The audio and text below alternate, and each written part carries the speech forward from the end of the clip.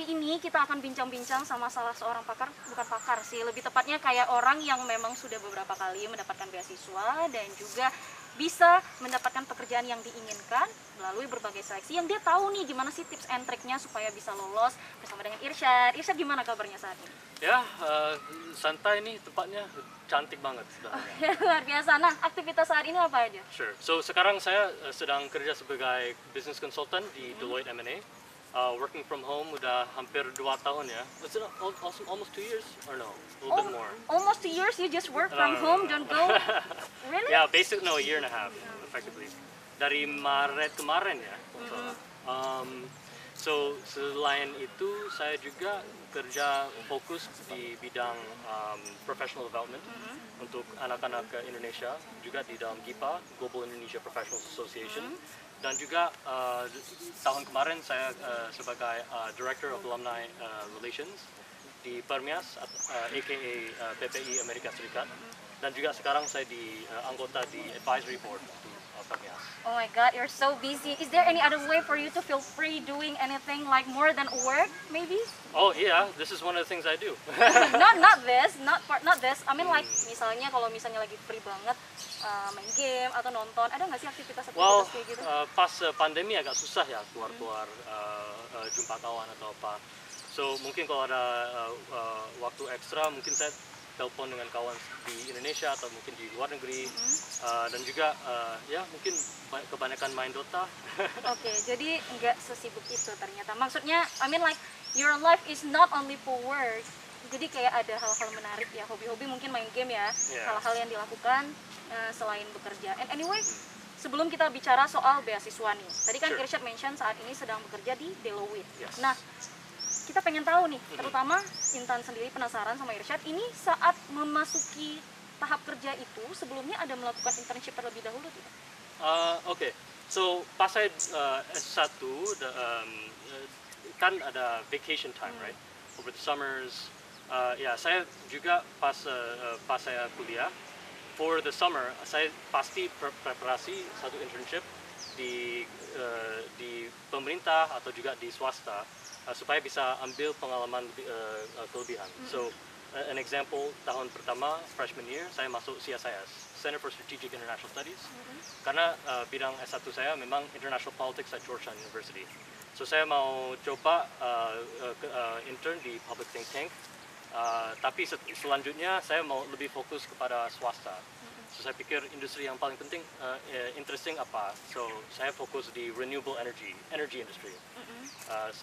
So, kedua saya kerja di GEG, Green Geothermal, dan selanjutnya di energi bidang seperti LNG, oil and gas, and also electricity generation. I mean like pada saat Irsyad lagi sedang kosong, tidak sedang melakukan kerjaan di kuliah misalnya, itu memang mengisi waktu dengan internship. Nah, itu seberapa pentingkah sebenarnya pada saat nantinya Irsyad akan masuk ke dunia kerja? Pikir aja seperti ini, ada banyak student dia pikir udah dapat 4.0, 3.9 udah tinggi, tapi tidak ada pengalaman sedikit pun di dalam bidang dunia kerja, jauh lebih insufficient untuk employer daripada anak yang udah dapat GPA 3,5 atau 3,4 yang punya pengalaman di beberapa bidang dan perusahaan. So from my perspective, dari perspektif saya, jauh lebih penting dapat experience-nya, pengalamannya. Show your employers, kamu memang ada inisiatif untuk coba bangun karir kamu di dalam bidangnya, dan juga sudah ada pengalaman untuk kerja di situ, seperti sebagai analis atau sebagai assistants. Oke. Pada saat Irsyad lamar kayak internship seperti yang sebelumnya Irsyad katakan, itu pada saat lamar internship, apakah, nggak usah kita lebih bahas step-stepnya aja kali ya. Nah, step-step apa aja yang Irsyad lalui pada saat itu? Nomor satu harus ada networking, right? So networking itu seperti apa? Well, kamu walaupun kamu mau masuk industri energi, kamu harus tahu memang ada perusahaan apa saja yang bisa di situ. So nomor satu, harus mengerti ekosistemnya. So kalau kamu mau masuk ke dalam bidang energi, harus lihat, oke, playernya siapa dan kontaknya siapa aja ya. mungkin salah satu strategi yang saya pernah cobain juga lihat aja. Oke, saya udah mengerti ada beberapa perusahaan, kontaknya siapa aja. Lihat aja di LinkedIn. Di LinkedIn nanti minta aja, saya lagi kuliah di Georgetown University, International Politics. Saya memang tertarik banget dengan renewable energy. Ada waktu untuk jumpa atau bicara di untuk kopi atau apa, ngopi-ngopi gitu. Ajak aja orang untuk ngopi. Siapa tahu, kadang-kadang ada waktu ekstra, dia mau bicara dengan kamu, dan nanti pas di situ udah ngopi, bicara biasa aja, and build a friendship, build a relationship. Is it that easy? Karena kan memang untuk... It's hard, nggak susah. Kan cuma mungkin dari 30 orang yang kamu kirim cold email atau cold message di LinkedIn, mungkin cuma 3 atau 4 yang akan kabar balik. Tapi yang penting, that's fine. Sebenarnya whatever industry you want to do, itu memang realisasinya, right? So nanti udah yang penting ada 3 atau 4 orang bicara dengan dia, dan kalau dia attracted to you atau memang pikir kamu kandidat yang baik, mungkin dia pikir oke, ya udah, saya ada beberapa kerjaan ekstra yang bisa bawa kamu, ya masuk aja, coba. Berarti memang networking itu se-esensial itu pada saat... It's essential, it is essential. Okay. Kalau kamu nggak ngerti orangnya di dalam industrinya, mungkin kamu harus compete dengan ribuan orang kan, di LinkedIn job application atau gimana. So jauh lebih baik kalau kamu memang mengerti atau tahu orangnya di dalamnya dan udah ada relasinya. And sebenarnya it's as simple as jalan-jalan, ngopi, yuk ngopi. Oke, sebenarnya sesimpel itu, maksudnya caranya itu simple, but pada saat breakthrough-nya itu it's hard. Yes, exactly. But it's really essential. Jadi kayak memang siapapun kamu yang ingin melakukan internship, networking-nya dulu dibangun dengan siapapun itu, dan jangan jangan lelah atau malas untuk... Jangan malas dan jangan malu. Jangan malas dan jangan malu, because you need them, right? Exactly. Yeah, because you need them. And anyway, setelah melakukan networking itu, step apa lagi yang saya lakukan setelahnya? Yeah. Well, biasanya begitu, follow up. Jangan lupa ini.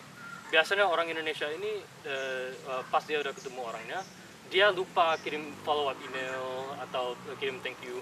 Kok saya setelah udah jumpa siapa aja, walaupun di dalam kerja atau kalau di lapangan kerja, saya pasti kirim email, hey, terima kasih untuk jumpa saya tadi. It was a great time, we had a great time.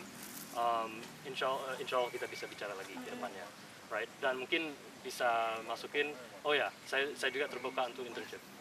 Oh begitu. Yeah. Jadi memang sebenarnya engagementnya itu yang harus dibangun antara kita dan juga mereka. Udah ketemu jangan sampai situ aja. Iya, harus ada follow up. Gitu. Oke, harus ada follow up. People will respect a thank you note. Oke. Jadi memang hanya sebatas itu saja pada saat Irsyad melakukan internship hingga akhirnya bisa mendapatkan posisi tersebut. Itu kan seperti numbers game, right? Kan kita nggak bisa pastikan 100% dapat. Kan? Kalau kamu mengerti itu, berarti kamu harus coba banyak oportunitas. Lihat aja oportunitas, cara masuknya gimana. So kalau mungkin responsnya cuma 1%, berarti kamu harus reach out kepada 100 perusahaan atau 100 entitas begitu. Jadi sebanyak itu ternyata yang harus dilakukan, tetapi stepnya itu cuma 2 ya. Apakah ada step-step khusus pada saat misalnya kayak pada saat mau tes di perusahaan ini misalnya, ada step-step tertentu yang mungkin harus dilalui, seleksi berkas, kemudian interview dengan mereka, itu ada nggak? Mungkin kalau kita bicara bukan internship saja ya, tapi job applications juga. So job applications itu termasuk apa aja? Nomor 1 ada CV, maybe cover letter, juga interview stage, dan untuk perusahaan bisnis biasanya ada tes matematika, tes logika begitu kan. So nomor 1 yang saya lihat, saya juga kemarin pas bulan Maret saya mau hire 4 atau 5 associate, right? Cari di sini. So saya keluarkan ke 2 tempat. Nomor 1 lingkungan di Permias, anak-anak yang sudah kuliah di Amerika dan belajar di Amerika, dan juga ke Student Catalyst, anak-anak yang kuliah di dalam Indonesia dan lagi cari oportunitas di MNC, right? So saya lihat dari situ nomor 1 dari situ saya sudah dapat 100-150 CV. Yang saya lihat masalah yang terbesar itu nomor satu, CV-nya agak aneh. Mungkin gambarannya merah hitam kan, pakai font Comic Sans kadang-kadang. Yang Ya. font-font yang Ya, dan juga pengalamannya nggak jelas, right? Walaupun seperti ada satu yang kerja di Kementerian ESDM, ESDM, right? Bidang energi. Dia tulis itu aja, tapi nggak ada eksplanasi apa dia kerja di dalam. Dia belajar apa di situ. job description ya. Kontribusinya apa di situ. Kan? Itu juga penting. So kalau ada satu orang yang CV-nya lebih lengkap, tapi mungkin GPA-nya mungkin agak kurang daripada satu lagi, itu jauh lebih tertarik kepada employer daripada yang lain. Jadi sebenarnya view dari CV itu sangat esensial, tergantung bahkan orang yang It's simple. Tapi it's a very simple mistake, easy to fix, tapi satu yang memang penting. Orang pasti lihat 100-200 CV, dan dia mungkin cuma ada beberapa spot. So it's itu biasanya pakai heuristic, right? Kalau memang CV-nya agak aneh atau it's not very good, ya berarti walaupun kita nggak dig deeper, right? Pasti kita taruh di file seperti itu. There are a lot of applicants. Jadi first impression itu dimulai dari CV yang simple, job description pada saat kita mention pekerjaan-pekerjaan apa saja yang sudah pernah kita lakukan sebelumnya. Jadi itu sangat esensial ya. Yes. And anyway, selain CV ada hal lainkah yang harus dipenuhi? Sure. Mungkin di interview is very important. So kalau kita lihat di interview, kita kan udah lihat CV-nya, udah mengerti sedikit tentang orangnya, dan kita mau mengerti apa yang dia apa direction of travel, direksi dia untuk ke depan, untuk karirnya, dan apa yang dia bisa kontribusi kepada tim kita. So kalau kamu sebagai applicant ke pekerjaan harus mengerti employer ini cari apa, dia cari orang seperti apa, right? So nomor satu ini kalau kita di M&A strategy kita lagi cari orang yang memang walaupun dia engineer atau business background nggak apa-apa. Yang penting dia punya skill untuk bisa mengerti systematic thinking, right? They can understand the ecosystem. Dia juga bisa mengerti analisa dari data dari mana-mana dan buat naratif, right? Yang value add-nya untuk para kliennya. Dia lebih berfokus kepada apa yang Deloitte bisa kasih ke kita, right? Kita udah mengerti, memang perusahaan kita bisa menolong orang ini berlanjut di dalam karirnya. Tapi berkontribusi kamu kepada tim kita apa?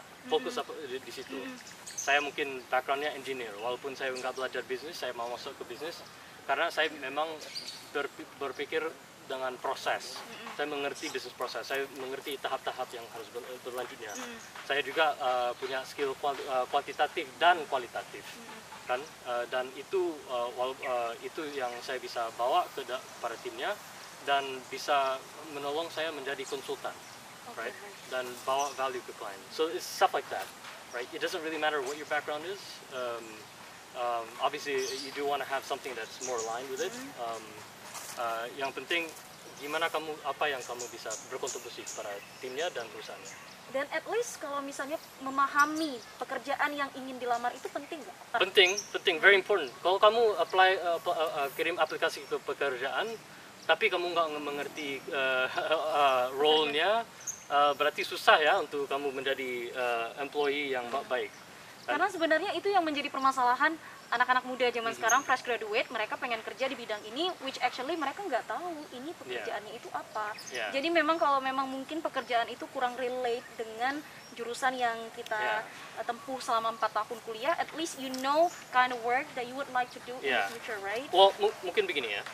Mungkin kamu bisa lihat di LinkedIn atau di application-nya apa yang dia tulis di dalam deskripsinya.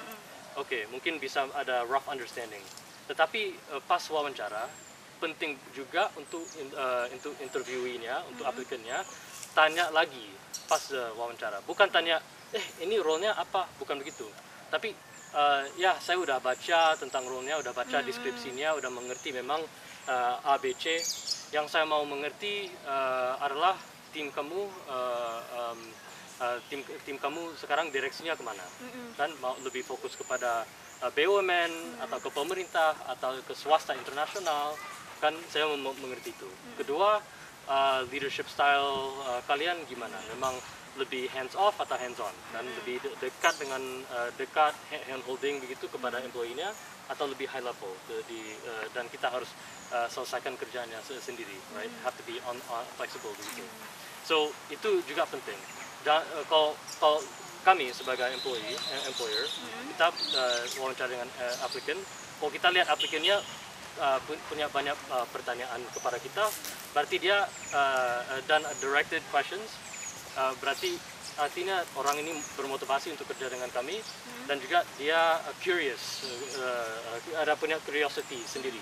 So artinya itu bisa menolong dia menjadi employee yang bagus dan a good performer. Iya, semangat untuk pekerjaan yang sedang ia apply sendiri. Berarti yang paling penting yang harus di-highlight adalah ya bisa persiapkan berbagai pertanyaan yang relate dengan pekerjaan yang memang. Tapi jangan sampai terlalu simple, right? Ini perusahaannya apa? Jangan sampai itu. Harus lebih directed. Harus sudah mengerti deskripsinya, fondasinya, dan dari situ berlanjut kepada further relevant questions. Okay, so you need to prepare that. It's really important, right? Okay, jadi setelah itu, oh ya, sebelum itu, ada nggak sih hal-hal yang harus diperhatikan pada saat melamar pekerjaan, pada saat interview khususnya? Hal yang paling harus diperhatikan, mungkin attitude, atau misalnya hal-hal tertentu, atau jenis pertanyaan, or else like some stuff yang memang harus diperhatikan, dihindari, dan harus dilakukan? Okay. Pas employer tanya pertanyaan, yang penting jangan sampai terlalu robotik ya. Kita udah mengerti memang orang udah over preparedness is not a good thing sebenarnya. Yang penting kamu harus mengerti pertanyaan gimana, mungkin mengerti high level, tapi pas bicara dengan interviewnya, bicara terbuka seperti kamu bicara biasa kan, cuman mengerti direksinya gimana. Karena kalau kita dengar dengan orang seperti dia baca skrip, kita udah tahu sebenarnya kebanyakannya. Dan kita udah tahu wawancaranya, kita nggak bicara dengan orangnya yang aslinya, kita bicara dengan orang yang over prepared, dia udah baca begini begitu. So that there is a level, there is something that you have to be careful about that. Okay. How about overconfident? Apakah itu sesuatu yang bisa menjatuhkan kita pada saat interview? Overconfidence itu biasanya orang lebih ke terlalu nervous ya. Tapi overconfidence itu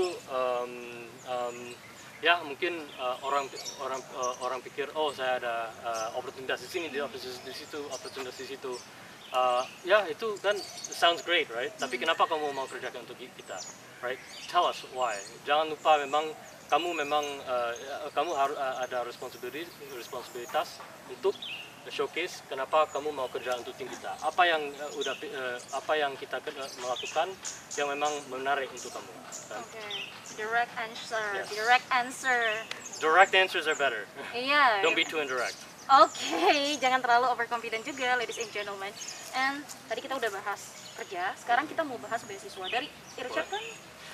Dulu S1 saya beasiswa dengan LPSDM di Aceh dan juga Qatar Foundation.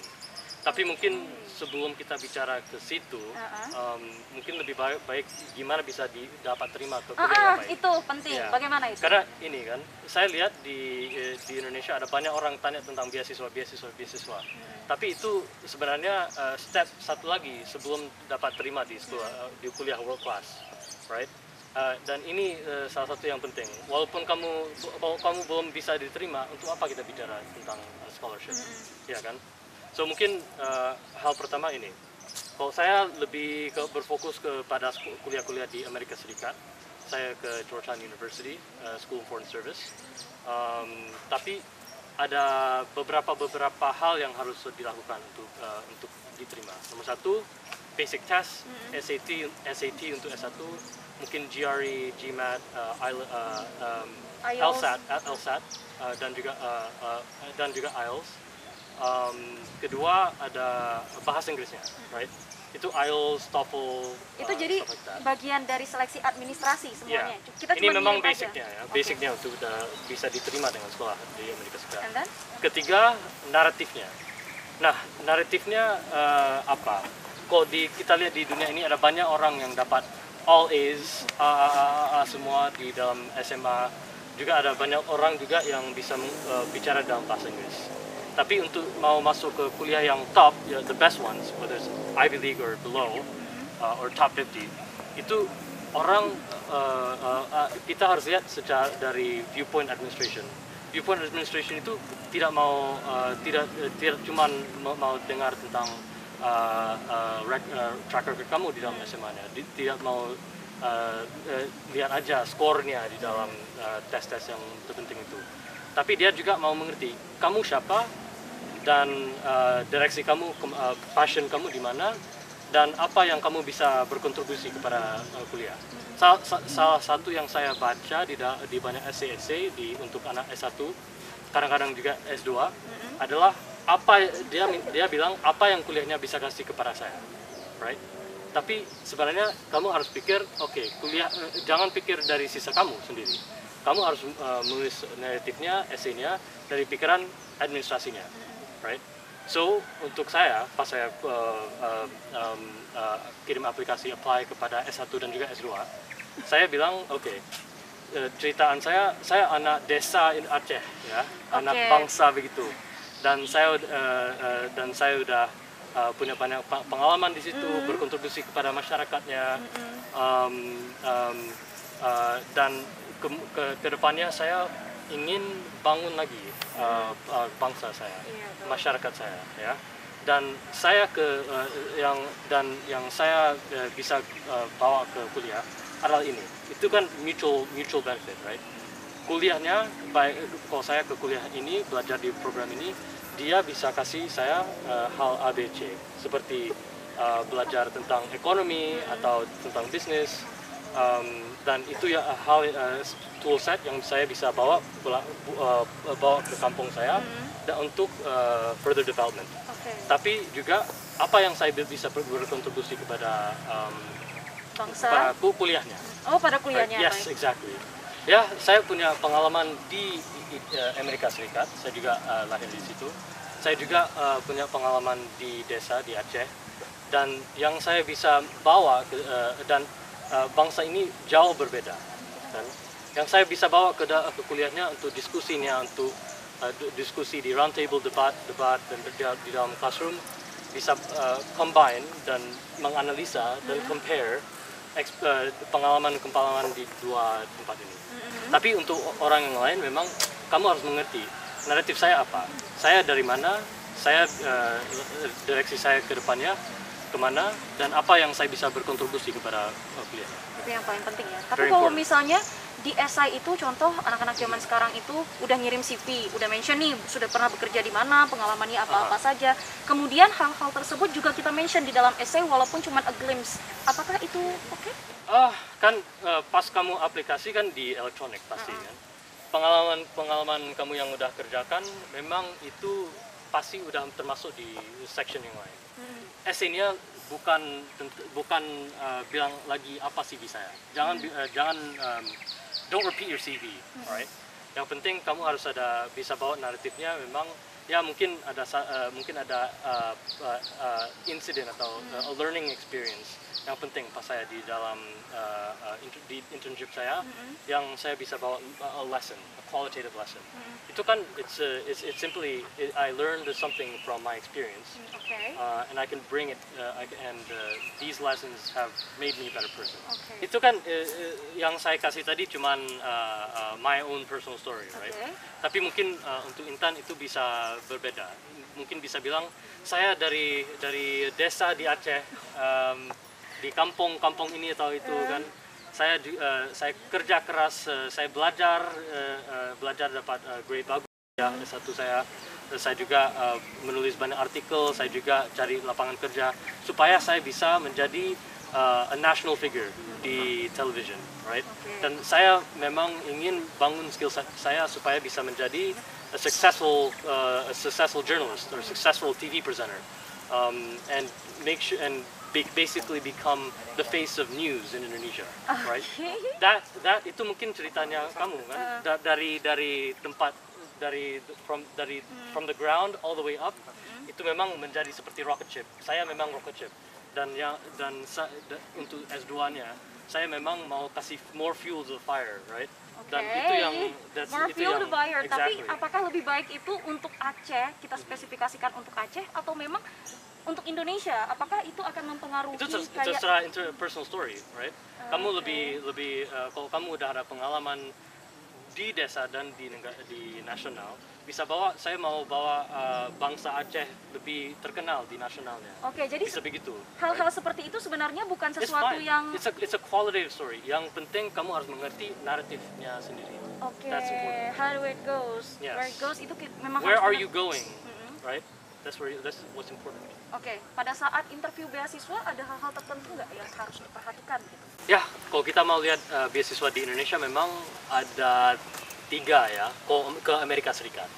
Nomor 1 itu ya LPDP, itu dulu dari Kementerian Pendidikan, sekarang di Kementerian Keuangan ya. Oke, sebelum itu, ayo kita buka masker aja. Ini di alam terbuka juga. Oh boleh, saya mau lihat lipstik kakak juga. Oke, baik. Warnanya Ini gimana? kita juga jaga jarak, kita tetap menerapkan protokol kesehatan. Jadi bagi teman-teman, tetap pakai masker dimanapun Anda berada, cuci tangan dengan sabun dan air mengalir, dan juga ikut program vaksinasi demi memutus mata rantai penularan COVID-19. Oke, jadi tadi kita ngebahas soal LPDP. Terus setelah itu? Ya, LPDP. Kedua, Fulbright. Fulbright itu program dari Amerika Serikat, pemerintahnya. Dan ketiga, ada program per daerah. So, kalau di Papua ada program sendiri untuk kirim anak Papua ke Amerika Serikat. Di Aceh ada juga dulu LPSDM, sekarang BPSDM. So, kalau ke Amerika Serikat itu memang 3 yang terpenting.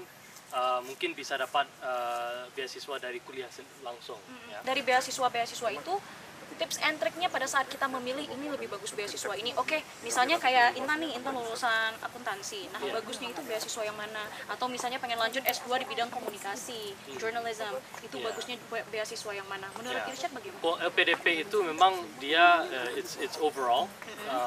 Apa saja yang kamu bidang apa saja yang kamu mau coba, biasanya itu bisa termasuk kan. Tapi mungkin kebanyakan anak tidak terlalu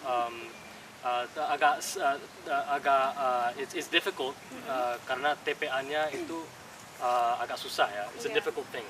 Kamu udah mau ambil S2 harus ambil GRE atau GMAT, tambah satu lagi tes ya kan, dan juga di dalam bahasa Indonesia. Kalau memang itu menjadi bermasalah untuk kamu, mungkin coba aja Fulbright. Fulbright itu juga dia cuma minta base test seperti GRE dan GMAT yang kamu harus melakukan anyways, dan juga TOEFL, right, which you're gonna have to do anyways, especially kalau kamu memang belajar S1-nya di Indonesia bukan di luar negeri.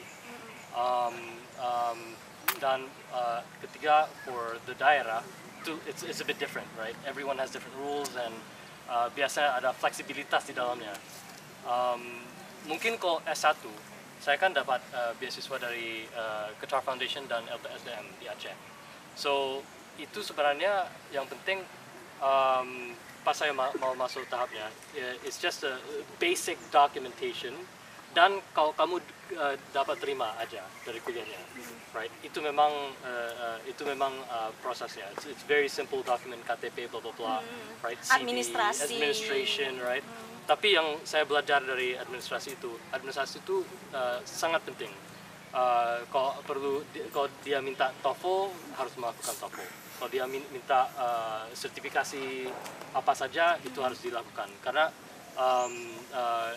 pemerintah itu is very strict in regards to the documentation that they give, right?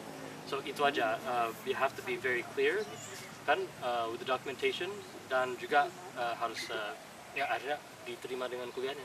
Hal-hal yang harus dihindari gitu Irsyad pada saat melamar beasiswa itu apa sebenarnya? Hindari, what does hindari mean? Like prevent. Oh, prevent ya. Ya, hal yang harus dicegah begitu. Ya, Yang mungkin avoid, I can say avoid something that we need to avoid. Untuk LPDP kan ada 2 wawancara, ada wawancara akademis dan juga ada wawancara dengan security organization, right? BIN kan. So untuk akademis is a typical interview, biasanya wawancaranya biasa saja. Tapi untuk wawancara kedua, dia memang mau tahu memang direksi kamu, feeling kamu tentang nasionalisme Indonesia begitu, apa saja pikirannya, feeling kamu. Nanti ada beberapa pertanyaan tentang national security concerns. Berarti ya memang harus pegang bendera kalau di dalam wawancara itu. Memang mencintai bangsa, apakah kontribusi yang akan saya lakukan, yang telah saya lakukan dan akan saya lakukan bila saya mendapatkan beasiswa ini, begitu ya, something like that. Berarti memang dari GRE, terus kemudian interview, GRE itu di bagian administrasi. Jadi memang administrasi dengan interview saja yang harus dilalui saat mendapatkan beasiswa, atau mungkin ada tes lain? I think there may be other tests, mungkin ada tes lagi kan. Ini beasiswanya kan ada requirement beda. Tapi sebenarnya yang paling penting ya those key tests. TOEFL bahasa Indonesia, Inggris, bisa ngomong bahasa Inggris atau enggak, dan juga GRE atau GMAT. Sebenarnya itu ternyata tidak sesulit yang kadang mungkin ada orang berpikir kita harus paham FGD, akan terlibat akan diskusi bersama dengan orang strangers dan kita nggak tahu siapa begitu. Mungkin ada beberapa orang yang mengira seperti itu. Even me myself itu berpikir pada saat melamar beasiswa ada step-step seperti itu yang harus dilalui. Ternyata enggak, hanya administrasi dan interview. Berarti memang charming kita itu perlu kita show pada saat di interview ya.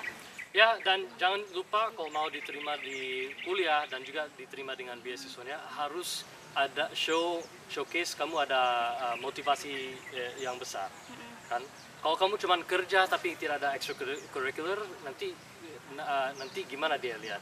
Oh, saya lebih suka anak yang kerja di tempat baik, dia juga pandai kan, dia dapat skornya, nilai tesnya baik, dan dia ada kerja yang lain seperti organisasi GIPA untuk in my case, atau mungkin Permias, atau mungkin dia ada organisasi yang lain di NKRI, mungkin berfokus di business industry groups, right?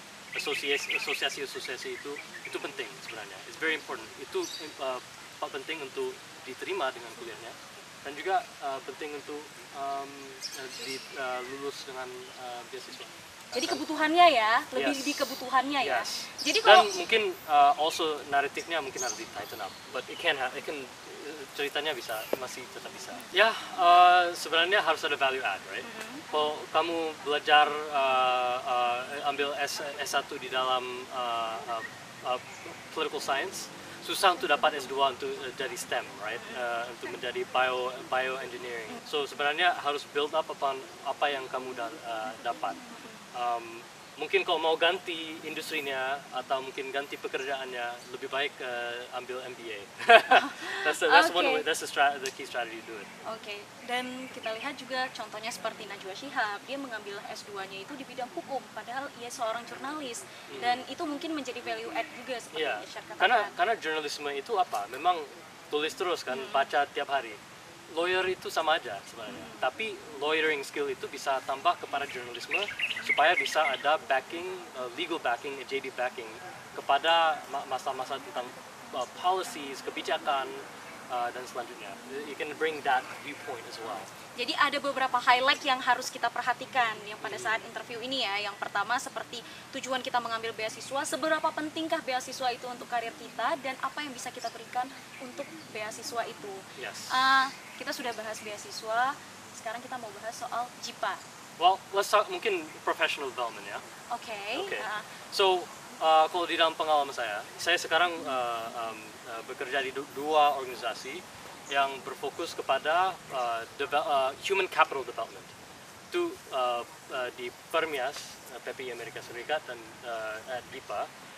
Sebenarnya dia ada hubungan satu. Nomor satu, kalau kita bicara tentang GIPA itu apa? GIPA itu dia, kalau kita lihat di Forbes 500 companies, mungkin ada 22 orang India yang menjadi CEO atau CFO, C-suite level di perusahaan global. Tapi di Indonesia cuma ada satu, dan satu itu adalah Pertamina, kan? Monopoli juga jadinya ya? Well, yeah, it's an Indonesian company, right? So, kenapa sebenarnya kalau kita lihat penduduk India itu mungkin ada 1,1 juta orang. Indonesia itu mungkin ada 270 juta orang. Berarti artinya kalau ada 6 CEO di Forbes 500, berarti harus minimal ada satu orang Indonesia kan. So sebenarnya kita lihat ada gap di top level, global level quality CEOs and executives. So yang kita ingin push memang on the professional side, bahwa profesional kita yang ada di dalam Indonesia dan juga di diaspora kita di Hong Kong, di New York, di London menjadi executive level, bisa menjadi orang sebagai leader on a global stage di dalam perusahaan dia, right? That's one. Dan kedua, ada student ke professional human capital development. Kemarin kita ada baca studi di 2027 Indonesia akan ada gap 3,5 juta orang di high skill labor, right? Berarti itu menjadi dampak negatif kepada negara kita, kepada ekonomi kita, right? Kita nggak bisa capture the value, capture value-nya dari situ. So yang kita mau mendorongkan adalah bahwa orang di Indonesia atau juga mahasiswa yang udah di luar di Indonesia kerja 2-3 tahun minimal mungkin lebih buat karir di luar negeri di perusahaan yang global standard, yang top notch, right? Belajar dari firmnya dan mungkin ke depannya bisa bawa kembali ke Indonesia dan buat profesionalisme di Indonesia jauh lebih bagus daripada apa situasinya sekarang kan. So mungkin kalau di Permias dan GIPA sebenarnya ada hubungan. Permias itu anak mahasiswa kita memang punya ambisi, punya motivasi. Dia mau membuat karir yang baik, rocket ship, right? Ya, They want to become a rocket rocket ship, right? So GIPA itu dan IPA US itu dia memang align motivasinya. Berarti yang kita melakukan itu adalah professional development. Mahasiswa yang udah di mahasiswa Indonesia yang sudah belajar di Amerika itu, kita buka networking session dengan profesional kita yang di New York dan di San Francisco, yang kerja di Google, yang JP Morgan, Wells Fargo, etc., right? Citibank, American Express, supaya dia pas sudah ada koneksi dengan diaspora Indonesia itu, nanti dia bisa belajar dari situ, mentorship mungkin. Dan kedua, kalau ada pembukaan untuk posisi-posisi di perusahaan besar ini, nanti dia bisa kabarin dengan mahasiswa Indonesia kita dan mungkin dia bisa menolong CV-nya didorong di internal kan. So itu memang kita lagi bangun pipeline student kepada profesional, dan kita mau buat student itu menjadi profesional yang world class. We want to build world class leaders. That's what Indonesia needs, and this is something that we are very keen on building. Ada beberapa yang tinggal di Indonesia, ada beberapa yang tinggal di luar negeri saat ini, atau sebenarnya kita lebih fokus kepada overseas professional hubs, right? So di semua kota besar ada diaspora profesional Indonesia, right? Dan biasanya dia punya masyarakat sendiri. Di New York ada Indonesia Professional Association New York, di San Francisco ada Indonesian Professional Association San Francisco, di UK ada YIPA, Young Indonesian Professionals Association, dan YIPA dibangun kenapa? Supaya bisa mengkoordinasi on a global level untuk semua masyarakat di dalam kota ini, diaspora profesional Indonesia ini bisa lebih ketat, bisa kolaborasi, bawa konten kepada semua profesional kita, so they can learn gimana bisa menjadi global level leader, right? Okay, itu satu, itu juga fokus kepada profesionalnya. Dan saya di dalam GIPA, saya sebenarnya role-nya ada dua. Nomor satu, ICL atau Industry Circle Leader Manager, dan juga saya kerja sebagai Overseas Professional Hub Manager, right? So you're so busy, right? Okay, continue. It's a lot.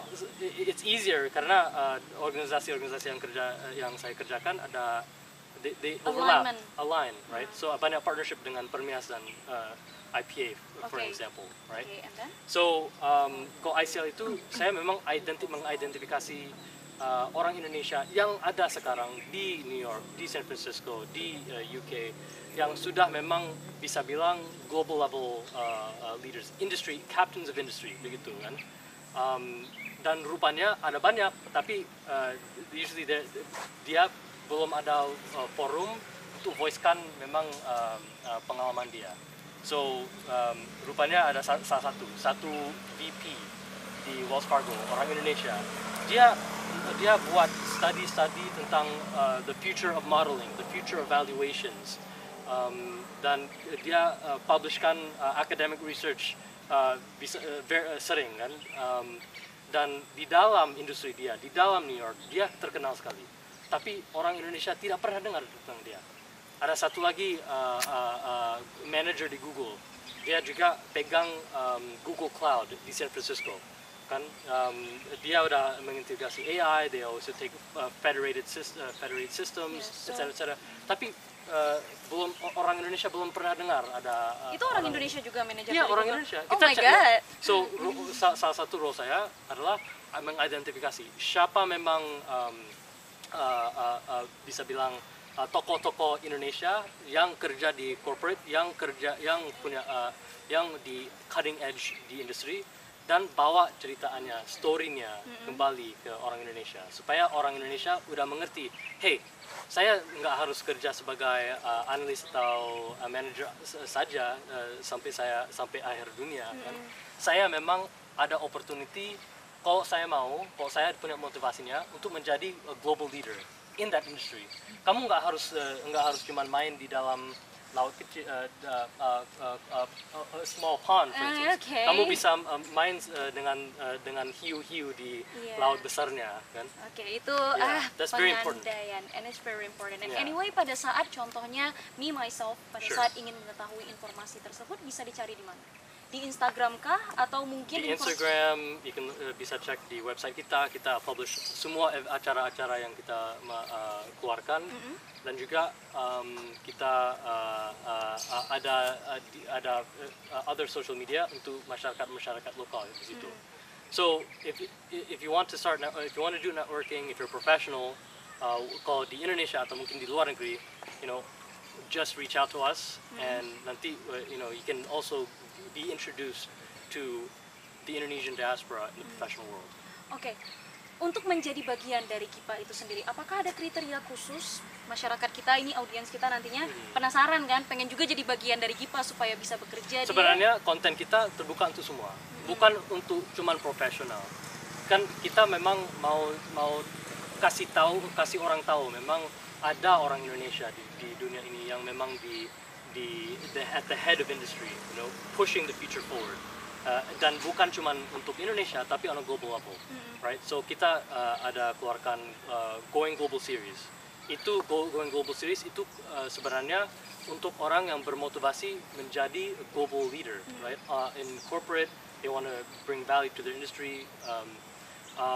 Dan nanti kita bicara tentang apa yang kejadiannya di industrinya sekarang, seperti di ESG. Environmental social governance, right? It's a new thing, right? What is happening there? The trends in the industry, nomor satu. Nomor dua, gimana kamu bisa break in, masuk ke bangun karir di dalam industri tersebut, gimana cara masuknya, exactly. Gitu ya. Terus, dan ketiga bisa dengar pengalaman dari orang Indonesia yang sudah masuk di situ. Ya, disitulah role dan di situ ya. bisa Q&A dengan orang ini, bisa bicara. It's a dialogue, right? So from our standpoint, sebenarnya our stuff is open to the public. Okay. Everyone should be interested in what we're doing.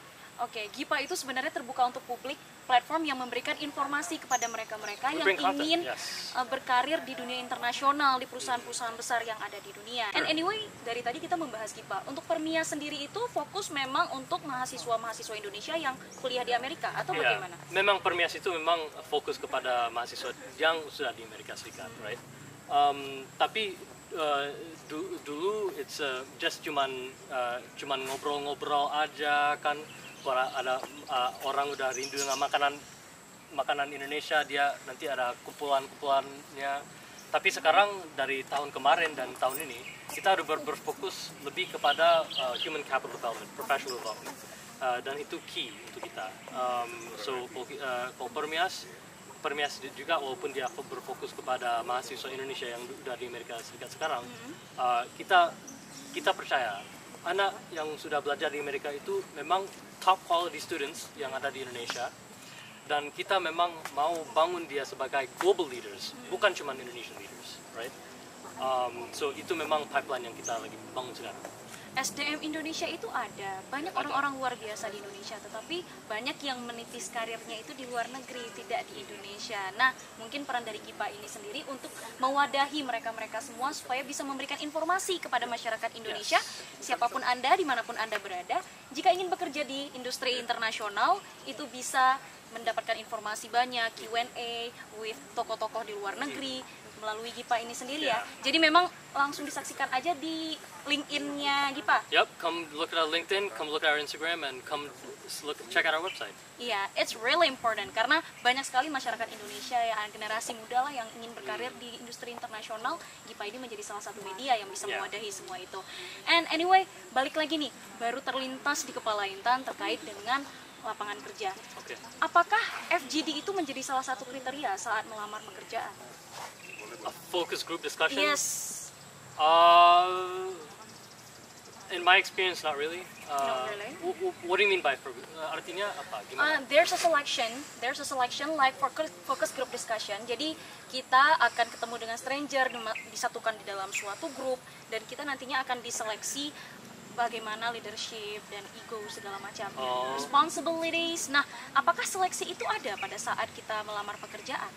Kalau di perusahaan saya, kami tidak ada. Kita cuma memang ada proses internal untuk beberapa tes, logical test, mathematical test, dan juga wawancara dan case studies, right? Tapi itu mungkin khusus untuk the consulting world, right? M&A, financial advisory. Tapi mungkin kalau perusahaan yang lain, mungkin di BUMN, di industri yang lain, mungkin ada berbeda. So I've pernah dengar ada beberapa perusahaan yang melakukan FGD, tapi if you ask me, I don't really know too much about what's going on there. Okay, I see. About focus group discussion, maybe you can share a bit about like tips and trick yang harus diketahui saat mengikuti focus group discussion. Ada nggak yang bisa di-share di sini? Well, sebenarnya saya melakukan focus group discussion untuk belajar tentang industri kan. Nanti kumpulkan expert di sini, nanti bicarakan aja tentang hal-hal A, B, C, D all the way to G, right? Untuk memang mengerti industri di Indonesia seperti di oil and gas, renewables, mungkin in technology, right? And it's important. Ini memang bisa mendorong insights. Tapi kalau di dalam pekerjaan, well, here's the thing, right? Memang fokusnya lebih kepada, do you have leadership capability? Are you able to lead people? Are you able to work flexibly with other people in a team? Santai. Kalau mau ngomong aja, you have to be active. Jangan terlalu malu, jangan takut bicara dengan orangnya. Bicara aja, you have to be active, harus aktif. Dan kalau kamu belum comfortable, bicara aja, just try it. Nanti biasanya habis 1 menit ngomong, bicara, ya lebih comfortable kan. The more you do it, the more you do something, the more comfortable you will be. Right? Seperti di podcast ini ya, mungkin agak nervous sedikit saya atau kamu. The first minute or two, but after a while, ya santai aja kita bicara. It's nice. Yeah. And anyway, pada saat dulu Irsyad melamar pekerjaan di Deloitte, apakah Irsyad memiliki skill yang memang dibutuhkan oleh posisi yang Irsyad lamar pada saat awal masuk ke Deloitte sendiri? Ya, mungkin paling penting project management. Project management? Project management, yeah. Okay. Karena walaupun kamu mau buat project untuk klien, untuk market entry strategi kan, atau mungkin kamu mau bangun a bridge, right? Atau mau bangun rumah, itu kan sebenarnya perlu skill. Harus bisa mengerti situasinya secara holistik, harus juga bisa delegate kerjaan kepada beberapa staff kan. Itu untuk saya sebagai seorang yang mau menjadi executive level eventually di perusahaan, right? Or mungkin in other sorts of industries, maybe public sector as well. Project management itu satu hal yang paling penting supaya bisa eksekusi apa ya visi kamu. Oke, project management. Dan yeah. cara Irsyad mendapatkan informasi-informasi tersebut dari mana? Dari buku kah atau mungkin nonton YouTube? Everywhere. Mungkin like? kalau kita kan research is part of our life. Kita perlu research, kita harus mengerti memang situasinya dan harus ada berbasisnya supaya bisa kasih insight kepada klien-klien kita. So ada beberapa source. Nomor satu ada desktop research. Mungkin kita research sedikit di dalam laporan-laporan, report-report yang ada di online.